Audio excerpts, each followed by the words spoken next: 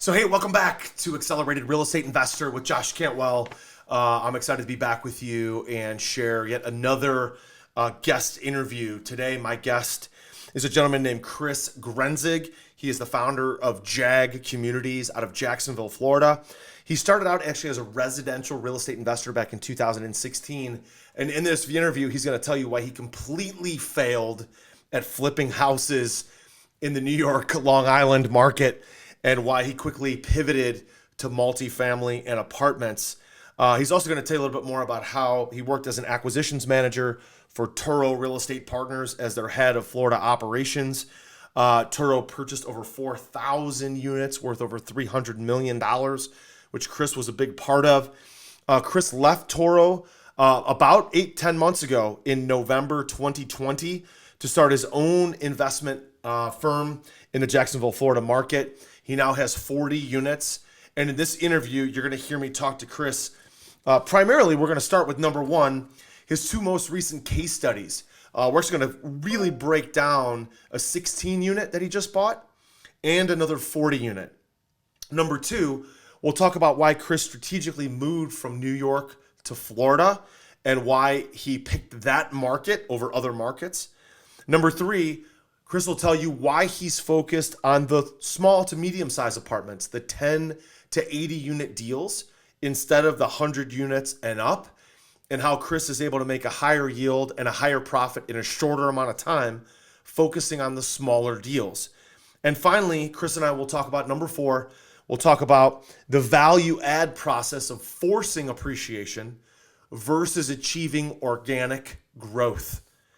So I think you'll love this interview with Chris Grenzig from JAG Communities. Take a listen.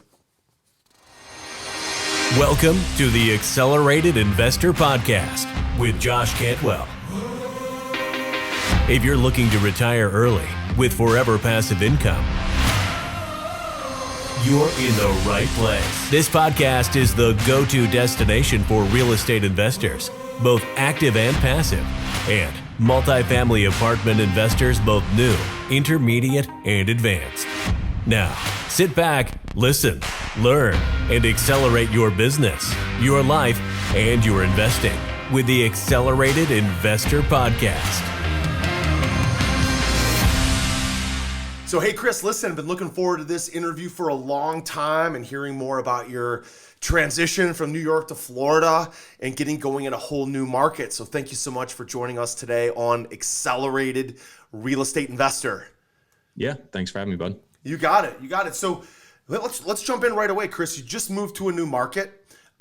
Just kind of went out on your own in the last 5-6 months, and you got a lot of new things cooking. So just why don't we start by just telling us about something that you're working on right now that kind of gets your juices going, that you're passionate about, maybe a deal or something going on in this new market that you're learning about and investing in.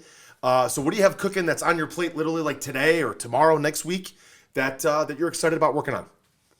Yeah, so I mean, my move down to Florida coincided with closing on my first deal and then very quickly closed on my second deal. So I've got 40 units right now and both I'm doing, renovations on. So I've got 9 total units right now vacant that we're in the process of renovating. The first deal is a much heavier lift. Second deal is pretty easy, but doing them in, slightly different avenues. And my background was more of like the financial side. So the past 5 months have been a deeper dive on the, construction side, property management side, operational side. So it's been, really interesting process the last 5 years. Or nice. 5 months, excuse me. 5 months. Yeah. So help me understand. So you actually had the deals take you to a new market and you're in Florida, which doesn't suck, right? Moving to a whole new area. So let's peel back the onion a little bit on the 16 unit. That was the first one that you locked down, that you closed on. Help me understand the numbers. Let's do a deep dive here on the numbers. Help our audience understand the case study. What did you buy it for? What are you going to rent it? You said it's a heavy lift. What's the renovation plan? What's the stabilized value? What's the timeline? Are you self-managing it? Are you bringing in a separate like construction project manager, general contractor? Just peel back the onion. Tell us a little bit more about the deal and what we can learn from it. Yeah, so 30-second backstory. Worked 5 years as an asset manager and acquisitions guy running Florida properties. So we had 1,000 units. So I was originally just going to buy that deal on the side and just keep working for them, but then decided it was a good time to leave and do my own thing. And I wanted to move down here and do the self-management, the construction management, because it was always a gap in my knowledge. So I knew it was very much going to be a learning process. And my 10-year vision is to get to 500 million under management. And I knew by working on this stuff on my own deal at a much smaller scale, it was going to set me up for the future. So yeah, this deal was, it's 16 units. It's in a submarket of Jacksonville, Florida called Orange Park. My last company, I bought a deal around the corner from there with almost identical floor plans. So I had like a 6-month case study on it, and we had offered on, I don't know, 5 or 6 other deals in there. We'd gotten very close, but never taken any down. So I knew it fairly well. But we bought it for about $73K a door. Rents were $875 plus utilities. But what was really cool about the property was the story behind it. I'm big on story. Numbers are great, but people are going to run deals differently depending on different things. I'm not as big of a numbers guy. The numbers are important for sure, but for me, a lot of times the story is way more important. So I will focus on that, very heavily. And it was, a guy out of California that bought it 5 years ago, and his ex-wife had been managing it for a while and just apparently had been doing a very poor job because they had really high bad debt, really high concessions. They had to get rid of a lot of tenants, and they brought in this other management company about 12 months prior to when the deal first hit my desk. And I could see literally in the financials, all the financials slowly getting better and better and better. I mean, they got worse before they got better, but I could see the trend, and I just timed it really great where the management company had finally gotten to the tail end of cleaning it up. So when I first got a hold of it, it was good, but it wasn't like great. But then by the time we closed, the numbers got significantly better because, literally 2 days after we took over, the last non-paying tenant was kicked out. Everybody else was paying, several late payers, but, we're working on that. And it was just, clean property in a really nice area. And it's really cool too, because it's 4 buildings, 4 units each. And there's actually a pool that sits in the middle, which is pretty rare for such a small property. So yeah, for sure. I really like it. It's a really great, solid B location, and just a really nice area. Nice. So that deal, when it does pencil out, like how do I know you said you're more of a story guy, but you buy deals for what? So what does this mean in your overall portfolio? Like it's the kind of the launching pad, right? 500 million is the goal. First deal, 16 units. What have you learned so far? You said there's a gap in your knowledge. So is that filling the gap? And what is that going to translate into the next deal? Yeah, for sure. So just backing up, big picture of what we're doing with it. My plan, to kind of maximize dollars, right? Because I don't have the money to go buy $500 million worth, even if I brought on investors, right? The rough math, what I did is I took the 10-year picture, broke it down of how I have to get there, right? You create measurable goals. So 500 million, roughly a third of that is going to be in equity. So call it 175 million. Typically, investors want to see the principals co-invest 10%. So that would be 17.5 million. I'm not close to that, nor do I think I'll have that in 10 years. So I'll have to have partners in different things, but I can start to figure out how to get there. So for me, it was, okay, if I've got to build up capital and equity and assets, the best way I can do that is by finding a deal, getting through a quick refinancing and pulling out as much money as possible, having this great cash flowing asset that's going to continue to appreciate. And once I get through the renovation, it shouldn't need a ton of my attention. That's going to allow me to then redeploy that capital into some other stuff, maybe leverage more investors, maybe, so instead of a 16 unit, maybe it's a 30 unit, maybe it's a 50, maybe it's a 70. But at least it allowed me some time to really figure out my systems and processes on the management and renovation side, and then also use it as a case study and a track record for going slightly bigger, while also having, a deal that kind of owes me nothing if you can actually refi everything out. So I saw that, and I thought this was a really great deal for that, because it was built in 1965. It had the original cabinets, countertops, really old flooring, really old appliances, where a lot of the bones are really good. They had replaced a lot of the mechanicals, the ACs, the roofs, what else? The electrical was all good.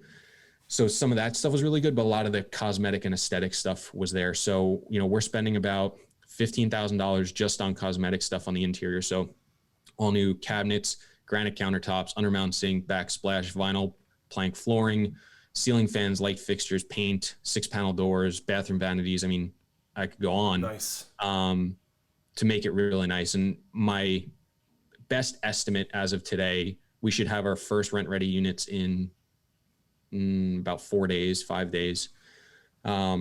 We'll probably get about $1,150. So we're talking almost a $300 rent bump. Yeah, nice. One thing that happened though, while we took it over, I knew the plumbing was old, it was galvanized and cast iron. So the galvanized with the supply lines, all the water coming in for, your shower, your sink, stuff like that. And then, the cast iron was all the waste. So, all your plumbing for your, your toilets and all that stuff. We actually decided to spend extra money that we hadn't planned on spending to repipe every single unit as we renovate them in the first year.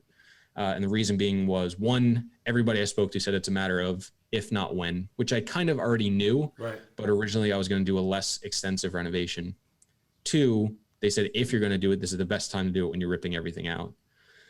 And three, I figured because we had already had a couple plumbing issues, by doing all this work, I don't know exactly how much it's going to affect my future expenses, but it should lower some of my repairs and maintenance costs, some of my capital reserves costs in the future, because I won't have to spend that money in the future because we've done it all in one go. So that's been interesting as well. Are you ready to automate and explode your real estate investing? We're searching for extremely motivated individuals who are sick and tired of wasting time and want to finally see real results from their real estate investing business. We're searching for investors looking to get to the next level and become a bigger, better version of themselves while being a more successful real estate investing entrepreneur. Apply for mentoring and coaching at joshcantwellcoaching.com/podcast. That's joshcantwellcoaching.com/podcast. If you're going to hold it for the long term, you add a little bit of money now to spend less money later. It'll cash flow like crazy down the road. That's fantastic. So tell us about the 40 unit. It's great to move to a new market. I know you have some experience in the market being a manager for another company, but the 40 unit said use more like it's more down the fairway, easy deal, simpler. Tell us about that one and how's that going so far? Yeah, so the second one is 24, so a total of 40 units. Right? Yeah. It was awesome. I found the deal through a wholesale, actually. Somebody was buying, it's actually 6 quads very close together. So it's multifamily, but not in the traditional sense. But the numbers just really worked really well. And the units and the buildings themselves are really, really nice. And I think are going to be super desirable for a tenant. But it was actually a wholesale, which was pretty crazy. But the original owner bought 21 of these buildings from the developer back in 1985, and they've owned them since then. They've done an immaculate job of keeping these properties up, keeping them in great condition, where I was expecting to come in, a lot of times mom and pop, it's like hodgepodge and you're worried about, okay, are they really taking care of things? Or because it doesn't owe them any money, they don't need to push rent, so they don't need to make things as nice. It was the complete opposite. I was floored when I walked in, so I was very happy. But the rents are below market. So they're in like the 700 range, and they should be again up over in the 1,000 range. So nice. We've got our first unit just turned and listed without doing any upgrades at $1,000. And we've got like 10, 15 leads in the first couple of days. So hopefully we'll have applications coming in. I think I saw 2 in my inbox this morning, actually. So we should have some applications rolling in and hopefully have that leased up soon. And then because they're so clean, they're dated, but we're really only going to come in and probably do appliances for like $1,600. So fridge, stove, dishwasher, stove hood, vinyl plank flooring throughout, because they're all first floor units with private backyards and patios, which is really nice. New ceiling fans, because people in Florida love ceiling fans. Some modern light fixtures, just paint the trim, and new interior 6-panel doors, because those really pop and make it look nice. Yeah. But yeah, those are, a lot easier, right? I don't have to worry about ripping out cabinets and new countertops and plumbing and all this stuff. So it's really funny, my time in the last 2 months, which is when we closed the second deal, if it was, my time was 100, right? I've spent 80 of it on the first deal, and 20 on the second deal. Right. The numbers aren't that much better on the first deal, and it's eating up a lot more of my time. So it's been a really interesting case study too for me of like, okay, how much do you value time? How much do you value the risk when you have more moving parts for a deal? Because even this morning I found out some of the closet doors we got were the wrong size. So I'm gonna have to go figure that out when we get off of this. Okay, got it. I love it. Well, a lot of stuff to take away from that. So first, love the idea of, and we love to buy buildings this way, where proof of concept is already there, where you have a building that you buy, maybe it's, 1 bedroom, 1 bath, the classic units, the non-upgraded are at 650, but they've already turned a couple of the 1 beds, and the ones that are turned are getting 800, 850, 900. So you're like, okay, proof of concept is there. So for the fact that you had a win on that 24 unit, you were at 700, now you at least the first unit out to 1,000. Like, man, what a breath of fresh air. Like, I could feel that when that happens for us. I'm like, oh my God, this is going to work. You think it's going to work, you pencil it all out, but then you want to see it actually work. So that's exciting to see. And then, I think in today's market, there's really those two types of deals. And I think we have to be open to kind of looking at both where, we got deals that need a lot of value add improvements, a lot more construction, bringing in a contractor or doing our own site supervisor, bringing in our own subs. Either way, we've done both, improving it, large CapEx versus more of a deal that's already improved. I walked a deal yesterday, 54 unit that we're buying. It closes next Friday. And we were buying it as completed because the guy that bought it, he just bought it a year ago and he was in the middle of improving it. So we're like, well, we'll pay this for it. He actually bought it for 1.2. We're buying it for 2.4 in 9 months, right? But he improved 34 out of the 54 units already. So we walked him yesterday. I'm like, oh, this is going to be awesome because 34 of the 54 are already done. Like the LVP is in, the paint's in, the new appliances are in, the cabinets, the countertops is all in, it's all done. It's like, okay, so I've got a 220 unit that we just bought with a $1.4 million budget. Like, I'm excited about it, but it's going to be a lot of work. Then I've got this 54 unit that I'm like, oh my God, this is going to be simple. Leasing agent, bang, knock out those 34 units. We're actually considering we might even just lease the 34 and flip the building, right? And man, what a win that would be to make about $1 million and just have to lease it up and not have to do a lot of the construction. So, I think it's a matter of, as an operator, you and I making those kind of decisions of, okay, what can our team really handle? What can I handle when we buy our next property, right? I think it's interesting, something you bring up too, because I bet a lot of people thinking are like, hey, why wouldn't this guy just lease it up and sell it for the $1 million more? And you have to recognize that like people have their strengths and weaknesses. Like in actuality, the best use of my time was not buying that 16 unit and managing all this construction myself. Like, right. I've made a ton of mistakes. I've wasted a bunch of time, but for me, it was coming down and learning so that I could kind of fill up that stuff. But if I was like, hey, I'm just maximizing my time, maximizing my dollars, I either would have just like hired a GC, had a construction manager, or I would have just looked for a different type of deal or a different business plan, because everybody has their strengths. So for him, it's probably easier, instead of leasing it up and going through that process, if he's not as knowledgeable, if that's the truth, where he can go find another deal and do all the construction and do it again, than trying to do something he's maybe not as strong at. So just point that out. Well, the deal ended up being kind of a catalyst for you to learn a new skill. And once you learn that skill, you're never going to give it up, right? So you really use that deal for a specific purpose, not necessarily, like you said at the beginning, just making money.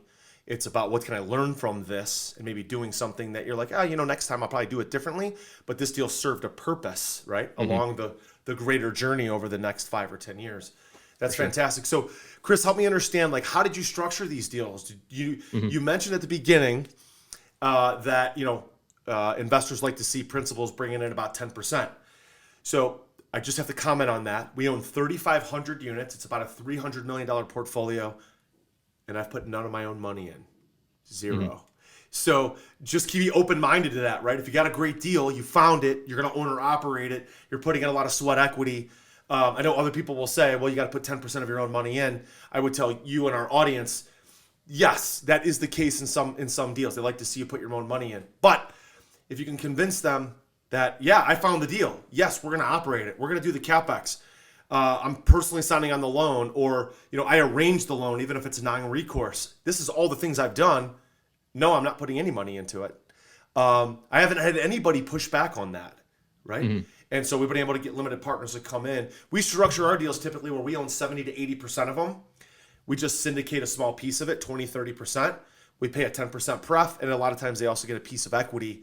With the deals you've done so far, how did you structure those? Did you bring in investors, use your own capital? And to get to 500 million, you're going to have to structure deals different ways, right? And bring in a lot of limited partners. What's kind of your preferred method of acquisition and syndication? Yeah. So for these two was just with close family. I was probably 25% of the equity. I saved up a good chunk of money. And I like having skin in the game. I also like investing in deals. I think, when you have money in, that's when you really grow your money. You'll see people try to hit like 2x multiples for their LPs in like 5 or 7 years. Oftentimes when you're the GP and you co-invest, 5, 10, 15%, that 2x return turns into a 3 or 4x once you add the GP profits on top of it. Heck so yeah. it's a way to really multiply really quick. So it's not only for me that investors want to see it. I also think it's a really great use of my money as well, right? I like the deal. I believe in it. I'm convincing other people to do it. I want to put my own money into it as well. But going forward, I've had a few dozen people reach out just privately, haven't really marketed or asked about it. I'll probably start looking like JV some stuff. So, maybe I'm only 5, 10, 15%, and, I'll just take a bigger percentage of the pie, for finding the deal, running it, like you said, doing all that stuff. But eventually, going the syndication route of finding limited partners. One of the other reasons I wanted to come down and have property management in-house from day one is if I ever want to go the more institutional route of raising money from family offices, private equity, hedge funds, endowment funds, I would say 50 to 70% of them won't even talk to you unless you have property management in-house. They want to see you vertically integrated. They want to see you as the operating partner. They don't want to see you just, take their money and then hire somebody else to run the show day to day. So we saw that a lot with Toro because we would use third-party management, and not that there's anything wrong with it, but this is just what they look for. And for me, I said, okay, if I really do want to grow to a large number of assets, one of the quicker ways could be through those types of partners. I'm not saying I'm going to go that route because I know when you have a 90-10 partner, one investor brings 90% of the capital, you do give up things. So maybe it's less fees, less hurdles, less profits, less control. But what it does is it at least allows me the opportunity to do it if I want to. And I can always decide not to or change. So, that was one of the other, smaller reason of why I decided to move down and do it. But, I'm looking at a lot of different options, but, eventually syndicating money in one form or another will be a big part of that. In my newest real estate investing book, The Flip System, you'll learn the proven secrets and strategies that I've used to be a successful real estate investor. You'll also hear the story of my journey from quitting my job to doing over 2,000 units of apartments. The Flip System is now available for a limited time, and you can grab your free copy at getflipsystem.com/podcast. You'll learn the same proven principles and secrets and investing strategies that I used to quit my job and pursue a life of financial freedom. In this book, I'm sharing exactly how I was able to personally close over 750 profitable real estate deals, make over 400 private lender loans, raise over $30 million, and acquire over 2,000 units of cash flowing apartments. Get my newest book now for free at getflipsystem.com/podcast. That's getflipsystem.com/podcast. Yeah, that's great. I love the way you're thinking about it strategically and thinking, look, I want to have this experience in case I need to use it down the road, or in case you even bring on a third-party manager, then you know how to manage them because you've done it yourself, right? You did the CapEx yourself, did the property management yourself. That's fantastic. So Chris, let's back up to your kind of start. You started as a residential investor, you found some success in that, but you really didn't get your footing, like really get going and really feel super excited about the business and have a lot of success until you went into multifamily and apartments. So give us an idea of what that pivot was like, what was working with residential and what wasn't working that you made the pivot into multifamily and apartments. And then when was that kind of epiphany that popped off that said, oh man, you know what? I'm going to leave residential behind. I'm going to focus on multifamily and I'm going to go from here. Yeah, well, residential was not working. We completely failed. All right. So Tell it how it is, Chris. yeah. So, the way I got started was my mom and my cousin just happened to buy a flipping course back in January of 2016.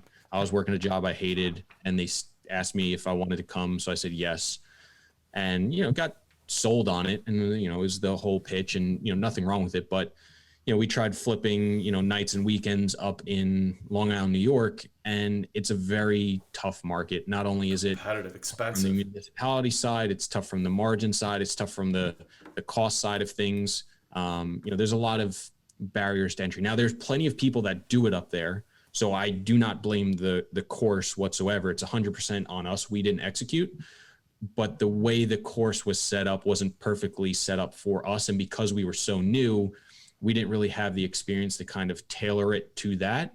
And when we started having that conversation, we started learning more about other options. So we looked at like flipping out of state, we looked at tax deeds, and we just said, look, we could probably figure it out one way or another, but in the grand scheme of things, we really, as we know more and know there's other options, we don't want to be doing house flipping on Long Island. So we looked at doing it out of state, lent some money to a guy.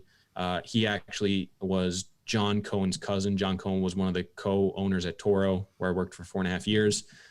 We co-GP'd about 100 units before I joined Toro. And then eventually I hopped over there because as I was doing it, I was learning and doing stuff, but I figured getting not only access to much larger deals where Toro bought, 100 to 500 unit properties, $300 million in total over 4.5 years. I was going to learn a lot more by having them around me all day. Mm-hmm. I'm just somebody who learns by being in something, just being surrounded and, learning by repetition and osmosis and stuff like that. So I knew it was going to be a really good environment for me. So that's kind of how I eventually transitioned over. Yeah. Why did you make the decision to go out on your own? It was something I always wanted to do.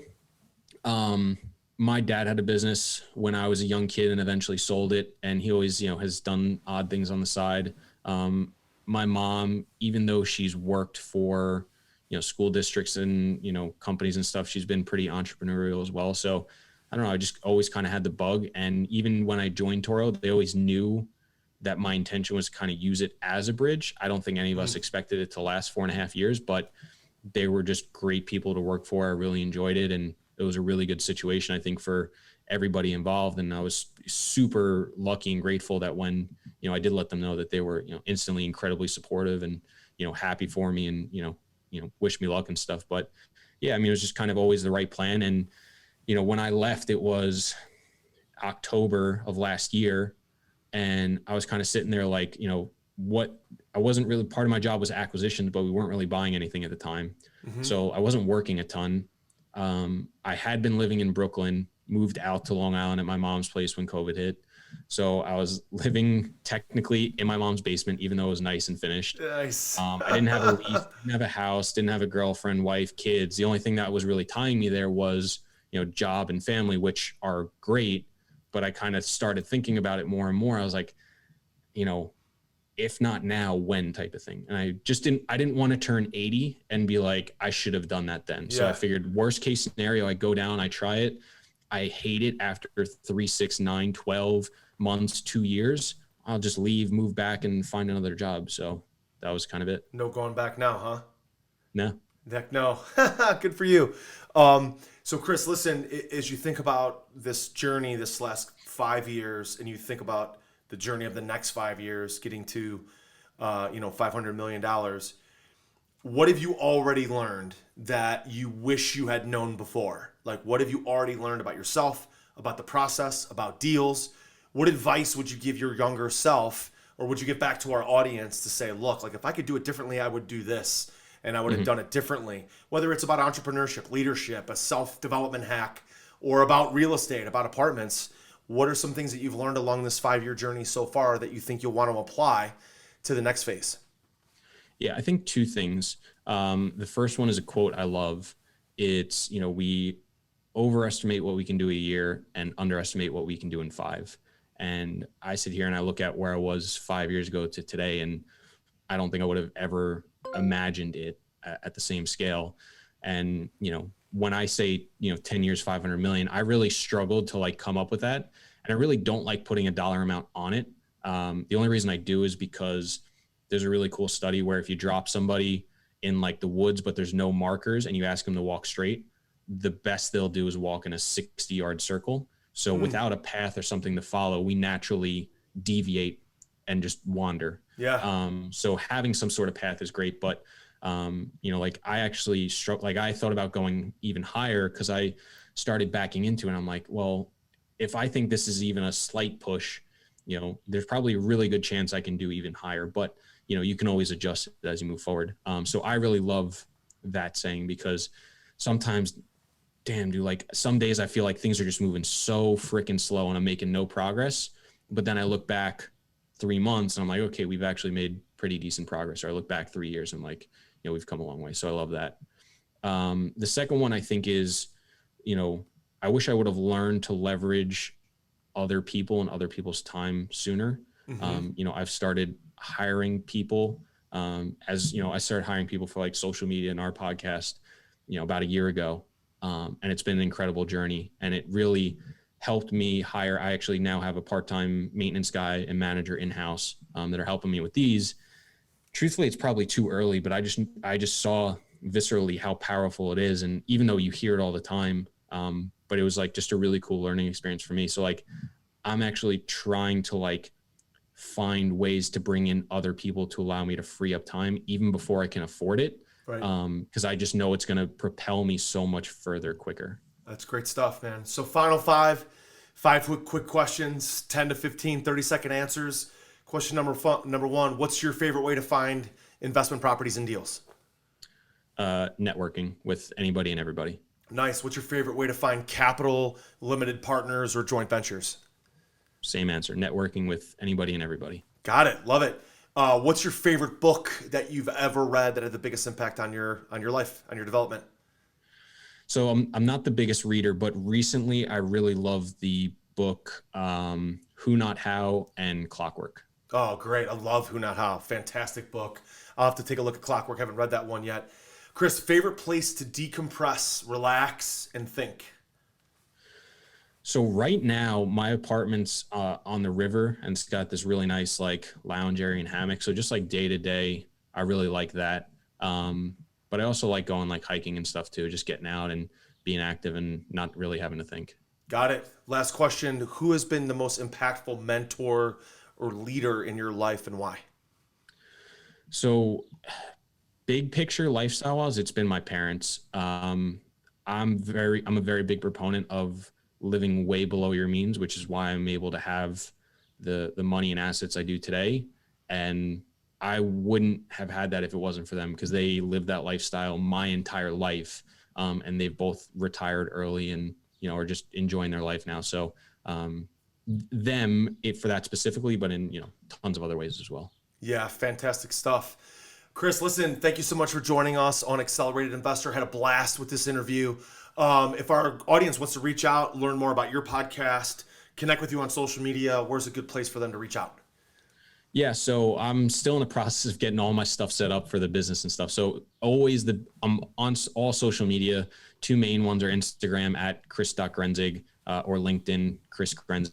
But you go on any single one and search me, you can probably find it. My name's somewhat unique, so it's not like I'm John Smith.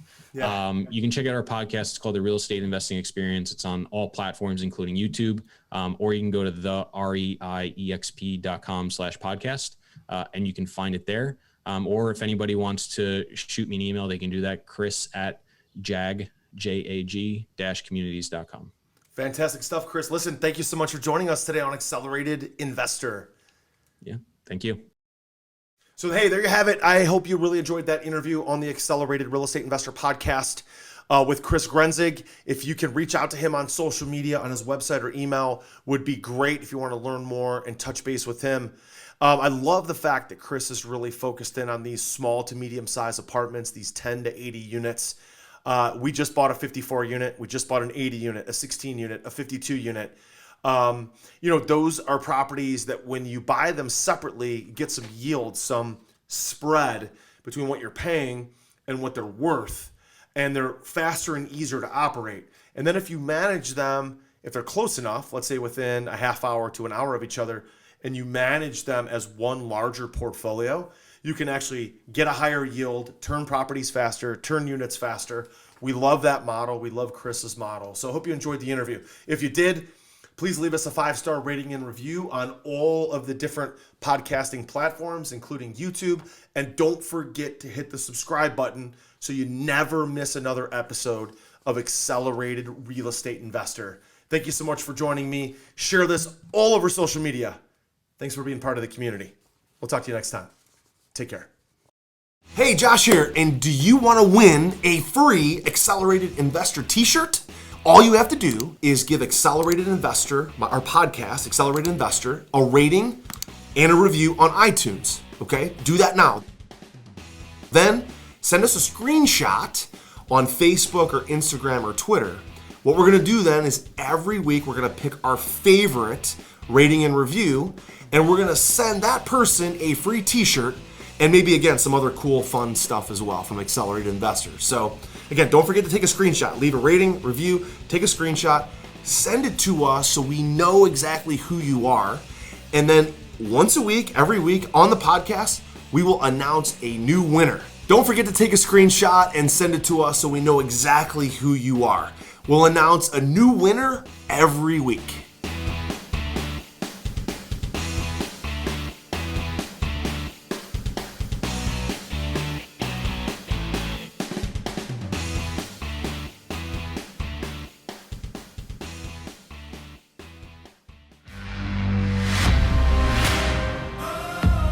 You were just listening to the Accelerated Investor Podcast with Josh Cantwell. If you enjoyed this episode and learned something new, help us build the AI community by leaving a review and 5-star rating on our iTunes podcast channel. Also, don't forget to subscribe so you never miss another episode. To see passive investing opportunities, visit freelandventures.com/passive.